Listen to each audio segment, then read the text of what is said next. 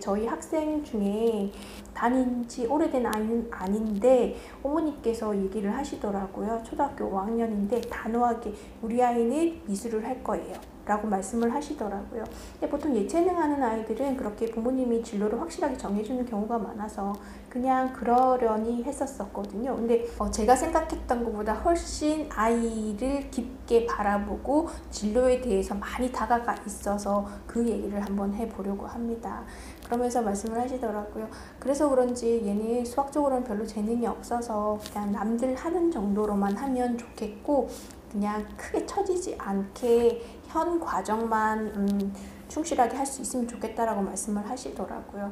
근데 저는 솔직히 아직 어린 나이에 이렇게 진로가 확실하다는 거에 대해서 약간 반신반의하는 편이거든요. 저희 딸아이도 그림 그리는 거 좋아하지만 이 아이의 진로가 딱 이거 하나다라고 벌써 결론을 내리는 건 좀 이르지 않나라는 생각이 들어서 주의를 하고 있는데 그 부모님 같은 경우에는 이 아이가 둘째 아이였어요. 그래서 어머님이 생각하고 있는 것도 있고 그리고 큰아이를 키우면서 느꼈던 것도 있기 때문에 보다 좀 단호하게 결정을 하실 수 있었던 것 같은데 저는 살짝 의아했었거든요.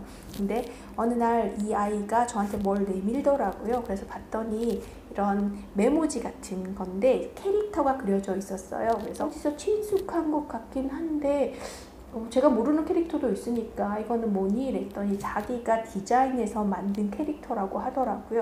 그리고 그 아래 블로그 주소도 있어서 저는 그 아이가 말이 많은 아이가 아니어서 저는 이제 제가 개인적으로 블로그에 갔더니 블로그도 너무 잘 운영하고 있고 그 캐릭터도 자기만의 것으로 상표 등록이 되어 있더라고요. 초등학교 5학년인 아이인데 어머님께서 단호하게 우리 아이는 이걸로 합니다 라고 진로를 얘기를 하셨을 때만 해도 그냥 뭐 조금 소질이 있어서 일찍 진로를 정했나 보다 라고 생각을 했었는데 벌써 개인 사업자를 내서 자기 아이템을 등록을 해서 그렇게 꾸려가고 있더라고요. 그래서 우와, 정말 제가 영상에서 이렇게 떠들듯이 영상에 나와서 이렇게 떠들듯이 아이들이 공부만이 길은 아닙니다. 다양한 가능성을 열고 이렇게 해주세요 라고 했는데 이 아이는 벌써 자기 길을 찾아서 가고 있더라고요.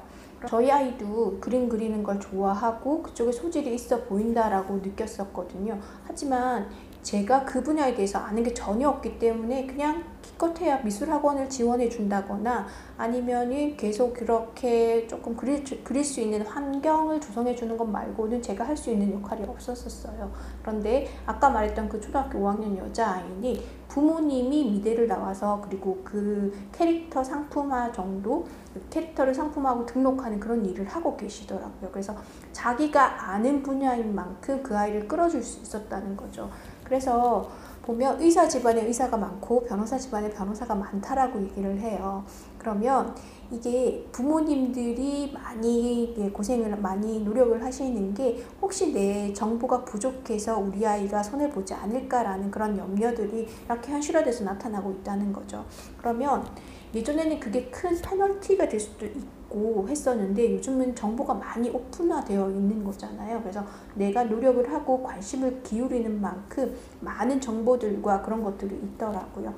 아이의 좀 특출난 재능이 있어 보인다면 그쪽으로도 조금 자세하게 알아볼 필요가 있지 않을까라는 생각이 듭니다. 내가 그 분야의 전공자고 전문가라면 굳이 다른 사람의 이야기를 들을 게 없지만 그러지 않고 저처럼 저는 그림에 대한 전혀 문외한이지만 딸아이가 그런 쪽으로 소질이 있고 관심이 있다면 그 분야에 대한 내용들을 좀 숙지해야 되지 않나 라는 생각이 듭니다. 그래서 오늘은 우리 아이의 장단점에 대해서 다시 한번 생각해보고 늘 말하지만 꼭 공부가 답은 아니거든요. 공부가 아닌 아이들은 아닌 다른 확장성을 좀 열어갈 수 있도록 부모님이 오픈 마인드로 조금 주의 깊게 살펴보시고 그리고 내가 보기에 별거 아니라고 생각하는 것들이라도 전문가의 눈에서는 또 다를 수도 있으니까 한 번쯤 그런 평가를 받을 수 있는 기회를 가졌으면 좋을 것 같아요. 그래서 영어 수학 학원을 다니더라도 다른 학원에서 테스트를 보고 평가를 받는 게 중요하다고 말씀드리는 것처럼 미술이나 음악 이런 다른 예체능을 하는 친구들도 그렇게 뭐 꼭 학원 옮겨 다녀야 된다라는 건 아니지만 이 선생님뿐만 아니라 다른 선생님의 눈에선 또 어떻게 비춰질 수 있는지 그런 것들도 같이 좀 잘 살폈으면 하는 생각이 들어서 말씀을 드렸습니다.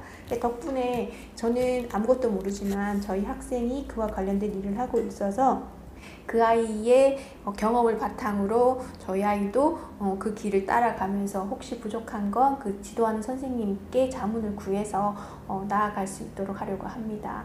그래서 구하고자만 하면 이렇게 그 학습의 학원처럼 서로 막 안 가르쳐주고 하진 않거든요. 왜 옆집 아이가 영어를 잘하고 수학을 잘해서 학원을 알아보려면 되게 조금 꺼려하는 분위기를 좀 느끼시잖아요. 하지만 예체능 쪽에서는 좀 다른 것 같아요. 모르겠어요. 제가 한 발 건너서 생각을 해서 그런 느낌이 드는지 모르겠지만 일단은 다양한 시도를 하는 차원이기 때문에 내가 모르는 걸 누군가한테 물어본다면 되게 성심성의껏 잘 알려주시고, 그리고 꼭 사람이 아니더라도 유튜브나 이런 거 보면 전문가들 굉장히 많으시더라고요. 그런 걸 바탕으로 해서 이렇게 살펴봐도 좋지 않을까 하는 생각이 듭니다. 막연하게 생각했던 그런 꼭 공부가 아니어도 자기의 관심 분야를 확장해 나가면서 성장하는 아이들이면 좋겠다라고 했는데 가까이에 그런 아이가 있어서 소개를 드렸고요. 혹시 더 궁금하신 부분은 제가 그 아이에게 양해를 구한 뒤에 뭐 블로그 주소라든지 그런 거를 알려드리도록 하겠습니다. 지금은 그 아이 동의를 얻지 않은 거기 때문에 더 이상 자세히 말씀드리기는 좀 곤란하고요. 혹시 문의하시는 글이 있으면 그 아이나 학부모님께 동의를 얻어서 정보를 전달해 드리도록 하겠습니다. 네, 오늘 제 영상은 여기까지고요. 다음에 다시 인사드리도록 하겠습니다. 시청해 주셔서 감사합니다.